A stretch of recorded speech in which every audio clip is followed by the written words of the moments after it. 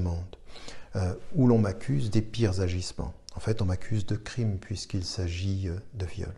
Alors, ce que j'aimerais commencer par dire ici, c'est que je suis totalement innocent de ce dont on m'accuse, mais que je ne vais pas rentrer dans la surenchère médiatique et que je ne vais pas répondre à la vindicte populaire que les médias entretiennent.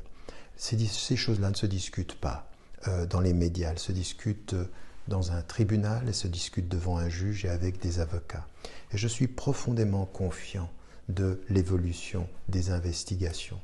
Avec le temps de la justice, le temps juridique qui est plus long que le temps médiatique, eh bien nous saurons qui a dit la vérité, qui a menti et qui, au fond, est innocent. Et donc c'est avec beaucoup de sérénité que je fais face à ces accusations et à cette atmosphère aujourd'hui qui est un peu irrationnelle et dont on a l'impression que tout y devient permis. J'aimerais dire aussi que, parce que je l'ai lu sur des réseaux sociaux ici et là, que je ne pense pas en fait qu'il s'agisse d'un complot. C'est vrai qu'on avait entendu Jean-Claude Elfassi ou qu'on avait entendu Matmati ou même Gilles Kepel des mois auparavant. Certains cherchaient des témoignages, d'autres proposaient de l'argent. Matmati proposait jusqu'à 3 000 € pour des témoignages. Donc quelque chose était là, était dans l'air. On me visait, on m'avait dans le collimateur. Mais ça, je l'ai toujours su, ce n'était pas nouveau. Je pense qu'en fait, c'est dans le climat de l'affaire Weinstein, une femme qui tout à coup livre un nom, et puis ceux qui m'ont toujours eu dans leur viseur, ceux dont j'étais l'ennemi, ils ont vu une aubaine extraordinaire et s'y sont jetés tête baissée en pensant, voilà, on va le finir. On va le finir, ce sont des mots qu'on a lus sur Twitter, ce sont des mots qu'on a lus sur Facebook, il faut le finir, Tariq Ramadan.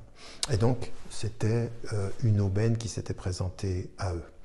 Ce qui est tout à fait étonnant, c'est que pas un journaliste en France, de Marianne à Mediapart, en passant par Le Monde ou par Le Nouvel Observateur, s'est arrêté en se disant, mais qui est cette femme? Il faut quand même qu'on vérifie qui elle est, d'où viennent ces accusations-là. Et ça, c'est tout à fait sidérant. On l'aurait fait pour n'importe qui, on l'a fait dans d'autres affaires et pour d'autres personnes. Là, comme je suis le diable, la parole qui m'accuse est forcément la parole de l'ange, une parole d'évangile.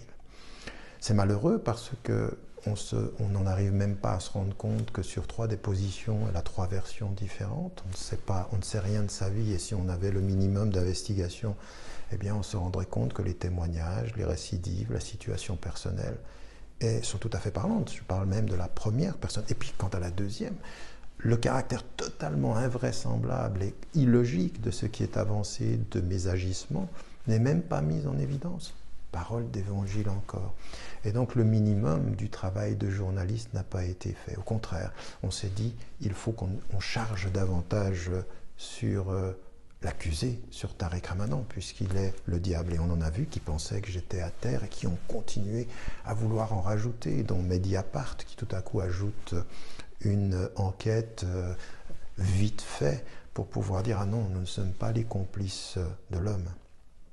Vous savez, en France, on a eu des personnes qui sont le symbole d'une certaine dignité intellectuelle.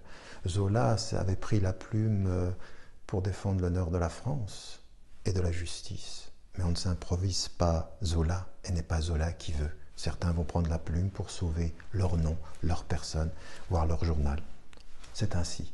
Il faut prendre acte avec tristesse, mais en continuant sa route. Et ce que j'aimerais mettre en évidence de ce point de vue-là, c'est qu'on a voulu, en même temps, en chargeant, donner une image de ma personne qui était celle d'un fou, en fait, de quelqu'un de totalement déséquilibré.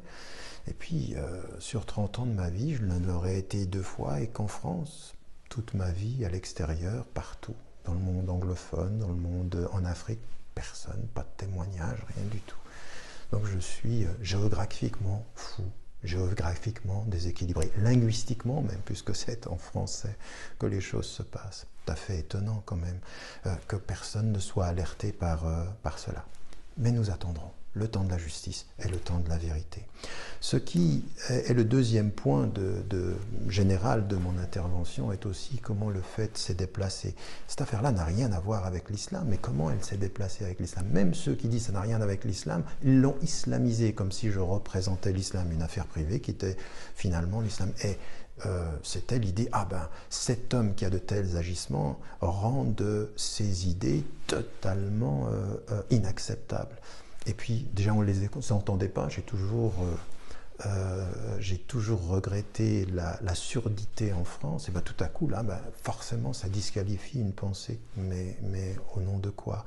Et finalement, on a joué l'antisémitisme contre l'islamophobie et une parole de l'islam. Et on en est arrivé à un débat totalement hystérique, totalement insensé, où l'irrationnel le dispute...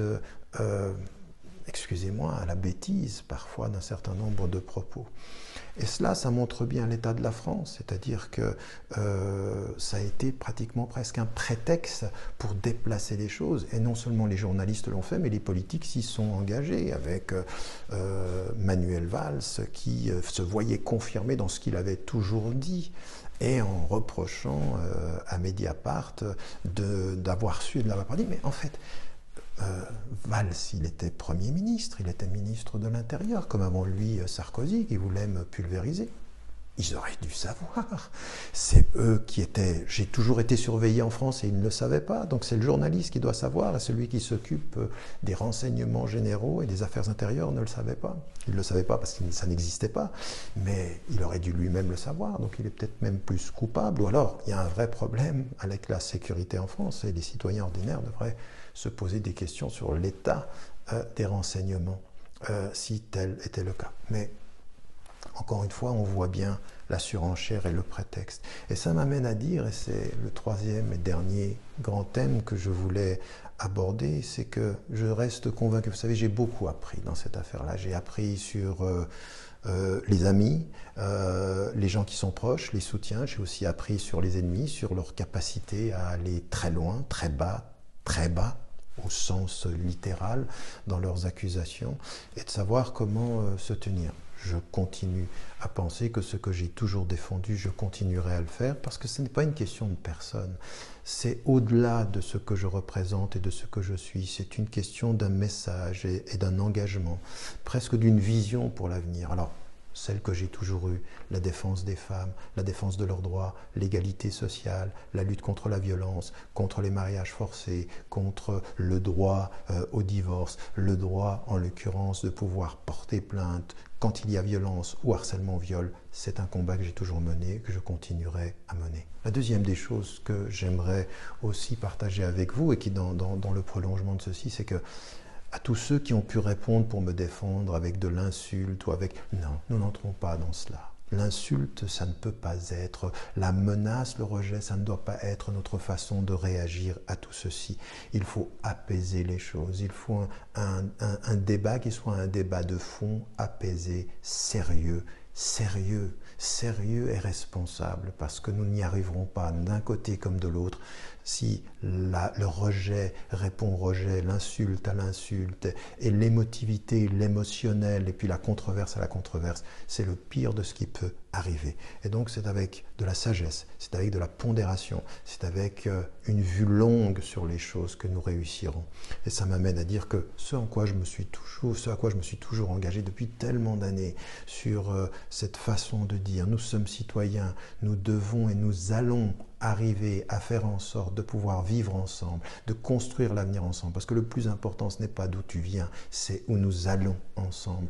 Et que nos différences religieuses, qu'on soit athée, qu'on soit agnostique, qu'on soit hindou, bouddhiste, juif, chrétien, musulman, ou quel que soit notre sentiment d'appartenance, il faut que nous construisions la société plurielle. Alors cette affaire-là, elle me conforte dans l'idée qu'il faut continuer, que la route est longue encore. Il y a tellement de surdité, tellement d'incompréhension, tellement de passion que nous n'avons pas la sagesse que les sociétés pluralistes doivent nourrir pour que nous puissions vivre ensemble. Ce sera mon engagement. Au-delà de ma personne, ce qui arrive ne fait que me conforter, que ce message-là, cet engagement-là est un impératif catégorique de nos sociétés plurielles. Voilà. Je vous demande et je vous rappelle de ne pas oublier de dire à ceux que vous aimez que vous les aimez. Cette vie est fragile. À bientôt, s'il plaît à Dieu, et que la paix vous accompagne.